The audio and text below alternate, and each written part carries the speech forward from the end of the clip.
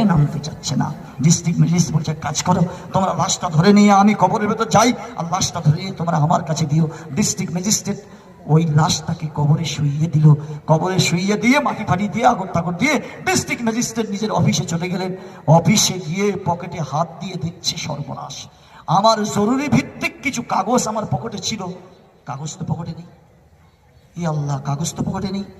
ওর মধ্যে আমার I card ছিল, আইডেন্টি কার্ড ছিল, চাকরির কার্ড ছিল, এটা ছিল ওটা ছিল, পাসপোর্টের কার্ড ছিল, সব তালি কোথায় পড়ে গেছে। কোথায় কোথায় দাঁড়িয়েছি, কোথায় পেশাব করেছি, কোথায় পায়খানা করেছি, সব জায়গায় খুঁজে কাগজ পেল না। হঠাৎ মনে উঠলো, ও আমি কবরে লাশটা শোয়ানোর সময় হয়তো আমি নিচু হয়েছি, আমার বুক পকেট থেকে মনে হয় আমার সেই জরুরি ভিত্তিক কাগজগুলো পড়ে গেছে। সেখানে গেলেন, খোদার কসম সবাইকে বললো তোমরা একটু কবরটা খুলে দাও না, আমি শুধু উঁকি মেরে লাইট মেরে দেখে নেবো আমার কাগজটা কবরের মতো আছে। অত্যন্ত আসলে আমার চাকরির ব্যাপার।